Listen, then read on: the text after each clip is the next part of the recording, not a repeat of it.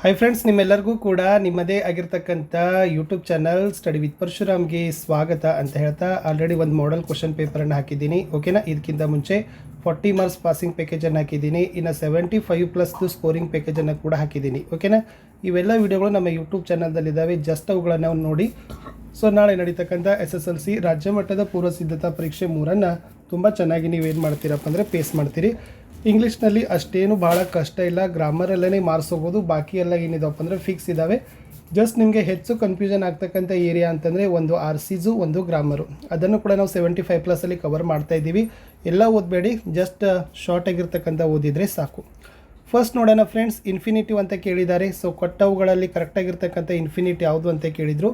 So to join ಅಂತಕ್ಕಂಥದ್ದು infinite ಆಗ್ತದೆ. To ಜೊತೆಗೆ ಮೇನ್ ವರ್ಬ್ ಅಥವಾ ವರ್ಬ್ ಫಾರ್ಮ್ ಫಸ್ಟ್ ಬರ್ತಂದರೆ ಅದು ಇನ್ಫಿನಿಟ್ ಆಗಿರ್ತದೆ.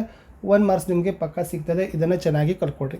ಸೆಕೆಂಡ್ ಒನ್, ಲ್ಯಾಂಗ್ವೇಜ್ ಫಂಕ್ಷನನ್ನು ಯಾವುದು ಅಂತ ಕೇಳಿದರು. ಯಾವ ಸೆಂಟೆನ್ಸ್ ಇದೆ ಅಂದರೆ let me briefly explain you those concepts again ಅಂತ ಕೇಳಿದ್ದಾರೆ. ಇದು ಏನು ಹೇಳ್ತದೆ? Let me briefly explain you those concepts again. Offering help is the right answer. Next one ಹೋಗೋಣ. ಎಸ್ ಈಫ್ ಕ್ಲಾಸ್ ಹಾಕಬೇಕು. Oh no if you had woken up earlier you dash reached ಅಂತಿದೆ. Would have is the right answer, because verb third form ಇಲ್ಲಿ ಇರ್ತಕ್ಕಂಥದ್ದು. ಇನ್ನು choose the correct appropriate question tag ಕೇಳಿದ್ದಾರೆ. They hardly tired to settle the environmental problems ಅಂತ ಇದೆ. Hardly tired ಅಂತ ಇದೆ. So didn't they, because positive ಅದ.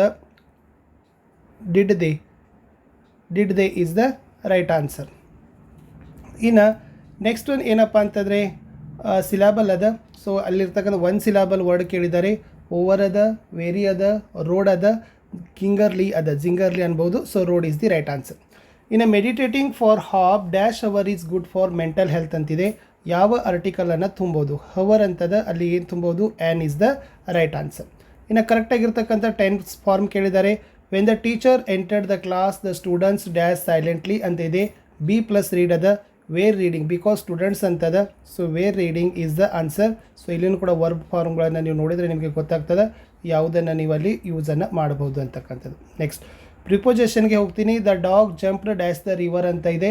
ಇನ್ to the river ಕರೆಕ್ಟಾಗಿರ್ತಕ್ಕಂಥ ಪ್ರಿಪೋಸಿಷನ್, ಬಾವಿಯಲ್ಲಿ. ಇನ್ನು fill in the blank using with suitable linker ಕೇಳಿದ್ದಾರೆ. Everybody likes mister Paul, he is an honest officer ಅಂತ ಕೇಳಿದ್ದಾರೆ. ಬಿಕಾಸ್ ಅಂತಕ್ಕಂಥ ಲಿಂಕರನ್ನು ಇಲ್ಲಿ ಬರಿಬೇಕಾಗಿತ್ತು. ಇನ್ನು ಮುಂದಿನ ಪ್ರಶ್ನೆ ಏನಿತ್ತಪ್ಪ ಅಂತಂದ್ರೆ ವರ್ಡನ್ನು ಕರೆಕ್ಟಾಗಿರ್ತಕ್ಕಂಥ ವರ್ಡ್ ಫಾರ್ಮ್ ತುಂಬಬೇಕು. Ambedkar's dash observe of the constitution in significant ಅಂತ ಕೇಳಿದ್ದಾರೆ. ಅಬ್ಸರ್ವ್ ಅಂತ ಇದೆ ಫ್ರೆಂಡ್ಸ್. ಅಬ್ಸರ್ವ್ ಏನಾಗ್ತದಪ್ಪ ಅಂದ್ರೆ ಅಬ್ಸರ್ವೇಷನ್ ಅನ್ನೋದನ್ನು ನೀವು ಬರಿಬೇಕಿತ್ತು. ಇನ್ನು change the following sentence into passive voice ಕೇಳಿದ್ದಾರೆ. ಬಾಲೇಶ್ವರ್ ಸೇವ್ಡ್ ರೋಮಾ ಅಂತದ. It's a very easy. Roma was saved by Baleshwar. ಇನ್ನು ಕೊಟ್ಟ ಸೆಂಟೆನ್ಸನ್ನು ಸೂಪರ್ಲೇಟಿವ್ಗೆ ಚೇಂಜ್ ಮಾಡಿ. Sharana is taller than any other boy in our class ಅಂತದ. ಇದನ್ನು ಚೇಂಜ್ ಮಾಡಿದಾಗ ಏನಾಗಬೇಕು? Sharana is the tallest boy in our class is the right answer. ಇನ್ನು ಯೂಸ್ ದ ವರ್ಡ್ ಡ್ರೀಮ್, ಇದನ್ನು ವರ್ಬಲ್ಲಿ ಏನು ಮಾಡಬೇಕಿತ್ತು? ಯೂಸ್ ಮಾಡಬೇಕಿತ್ತು. ಏನಾಗ್ತದೆ? ಮೈ friend dreams about his career ಅನ್ನೋದನ್ನು ಇತ್ತು. ಇನ್ನು identify the parts of speech ಇತ್ತ ಇದೆ. ಕಾಸ್ಟ್ಲಿಗೆ ನಾನು ಅಂಡರ್ಲೈನ್ ಮಾಡಿದ್ದೀನಿ. She buys a costly ornament ಅದ. ಕಾಸ್ಟ್ಲಿ ಅಂದರೆ ವೆಚ್ಚದಾಯಕ. ಸೊ ಅಡ್ಜೆಕ್ಟಿವ್ ವಿಶೇಷಣ ಅನ್ನೋದನ್ನು ನಾವು ಹೇಳ್ತೀವಿ. ಇನ್ನು ಕೊಟ್ಟ ಸೆಂಟೆನ್ಸ್ಗೆ ಸೊ ದ್ಯಾಟನ್ನು ಯೂಸ್ ಮಾಡಿ. ಸೆಂಟೆನ್ಸ್ ಇತ್ತು Nitin is very weak, he can't walk fast ಅಂತ ಇತ್ತು. ಸೆಂಟೆನ್ಸ್ ಏನಾಗ್ತದಪ್ಪ ಅಂದ್ರೆ Nitin is so weak that he can't walk fast ಅಂತಿದೆ. ಇಲ್ಲಿ ವೇರಿಯನ್ನು ಏನು ಮಾಡಬೇಕಾಗಿತ್ತು? ತೆಗಿಬೇಕಾಗಿತ್ತು. ಅಲ್ಲಿ ಏನಾಗಬೇಕು? ಸೊ ಹಚ್ಚೋದು. ನೆಕ್ಸ್ಟ್ ಸೆಂಟೆನ್ಸ್ಗೆ ದ್ಯಾಟ್ ಹಚ್ಚಿದರೆ ಸೊ ಕಂಪ್ಲೀಟ್ ಆಗಿರ್ತಕ್ಕಂಥ ಆನ್ಸರ್ ಬರ್ತದೆ.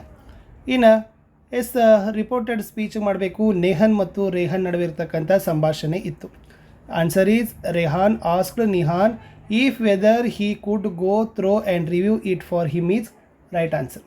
ಇನ್ನು ಎಡಿಟಿಂಗ್ ಮಾಡಬೇಕಾಗಿತ್ತು. ಸೊ ಸೆಂಟೆನ್ಸ್ ನೋಡಿ. Baleshwar went and grabbed the train's red emergency chain and pulled it down frantic ಅಂತ ಇದೆ. ಇಲ್ಲಿ Baleshwar went and grabbed the train's red emergency chain and pulled it down frantically. ಇದು adverbial ಅದ. ಆಮೇಲೆ ಇದು ಇರ್ತಕ್ಕಂಥದ್ದು ಏನದಪ್ಪ ಅಂದ್ರೆ ಸ್ಪೆಲ್ಲಿಂಗ್ ಮಿಸ್ಟೇಕ್ ಅದ. ಇದು ಎಮರ್ಜೆನ್ಸಿ ಇದೆ, ಆಮೇಲೆ ಇದು ಅಡ್ವೈರೇಬಲ್ ಅದ. ಅದನ್ನು ಮಾಡಿದ್ದಾರೆ, ಅದನ್ನು ಕೂಡ ಸ್ವಲ್ಪ ನೀಟಾಗಿ ನೋಡ್ಕೊಡ್ರಿ. ಇನ್ನು 2 ಮಾರ್ಕರ್ ಕ್ವಶನ್ಗೆ ಪ್ರತಿ ಸಾರಿ ಕೇಳ್ತಕ್ಕಂಥದ್ದು yes it's a very important. What I made Americans complain against the children of Rio in medio. Answer The Americans complained the storyteller that the children of the village were running around the land playing in the orchard, putting fence around their play area, plucking the flowers from the trees, laughing whenever they were spoken to and replied in Spanish. So they could not enjoy their property ಅಂತ ಬರೆದ್ರೇನೆ ಸಾಕು. ಇನ್ನು what are distinguished qualities of Dr. B.R. Ambedkar made Nehru to the choose him as the first law minister of Independence India ಅಂತ ಇದೆ. ಇದು very most important ಇತ್ತು. Jawaharlal Nehru chose Dr. Ambedkar to be the first law minister of independent India. This was the recognition of Dr. B.R. Ambedkar's skill in the field of law and legislation. It was also a tribute to his vision of social justice, but above all, this was a tribute to the success of Baba Sahib Dr. Ambedkar's own campaigning against social injustice. Why did Aunt Sushila suggest a walk in the park to Smita? Smita was feeling bad as her brother was too sick to attend the concert. She could not take him with her, so her aunt suggested her to take a walk in the park to feel better ಅಂತ ಬರೆದ್ರೆ ಸಾಕು. Why does Kelly's Borough feel that scientist is the indispensable guardian and caretaker of humanity ಅಂತ ಕೇಳಿದ್ದಾರೆ. Answer is science is our indispensable guardian and caretaker because it is only science that can ensure that we move with time safely. When it comes to the question of ensuring that countries that have signed the treaty of not caring about nuclear explosions keep to their word, it is only science that can differentiate between the tremors caused by nuclear explosions and neutral earthquakes.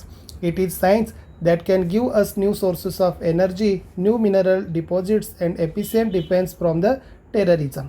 Next, how does the poem contrast the land's patience with human behavior ಅಂತ ಕೇಳಿದ್ದಾರೆ.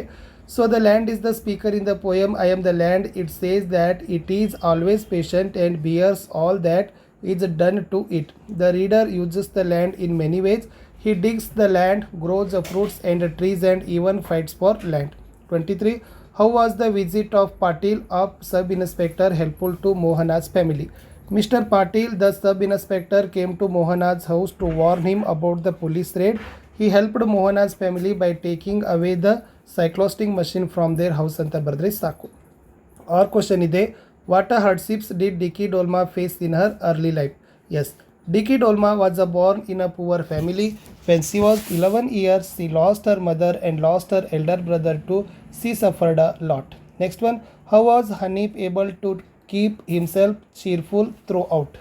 Hanifa dabbled in art, sketched very well, made a beautiful cards out of waste material, read a great deal, and loved playing the drums. That is why the officers of Raja Rips made him get all his instruments from Delhi and from the music group Hanifa ಅಂತ ಬರೆದ್ರೆ ಸಾಕು. What changes came over Wangiza as the bird happiness cursed him ಅಂತ ಇದೆ. ಇದು important ಇತ್ತು. The bird of happiness cursed Wangiza gently with its wings and sang for him. His eyeballs flew black to their sockets and he could see much more brightly than before.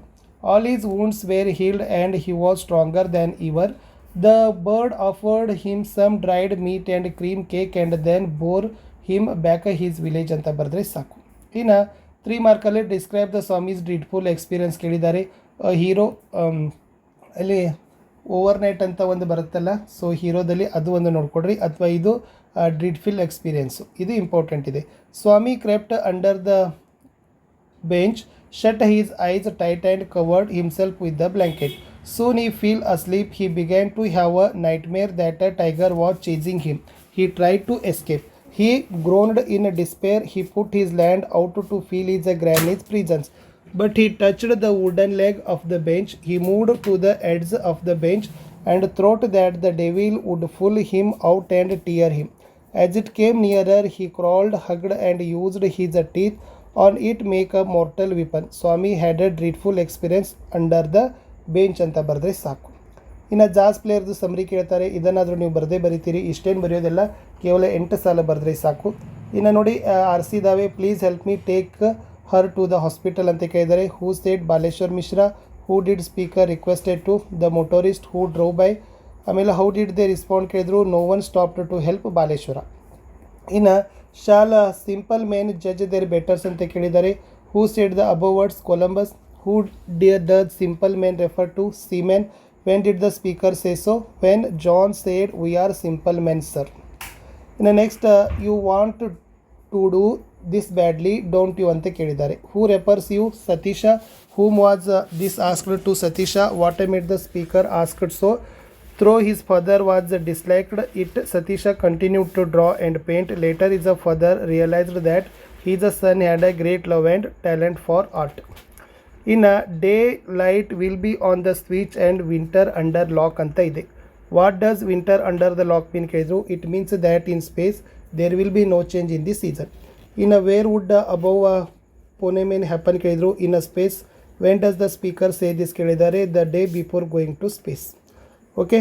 ಇನ್ನು S Baleshwar Mishra ಬಗ್ಗೆನೇ profile ಇತ್ತು. So ಅದನ್ನು ಅಗದಿ ಸಿಂಪಲಾಗಿ ನೀವು ಏನು ಮಾಡ್ಬೋದಪ್ಪ ಅಂತಂದರೆ ಬರಿಬೋದು. ಅದನ್ನು ಕೂಡ ನೋಡ್ಕೊಡ್ರಿ. ನಾಳೆ ಬಂದರೂ ಕೂಡ ಬಾಲೇಶ್ವರ್ ಮಿಶ್ರಾದ್ ಬರ್ತದೆ.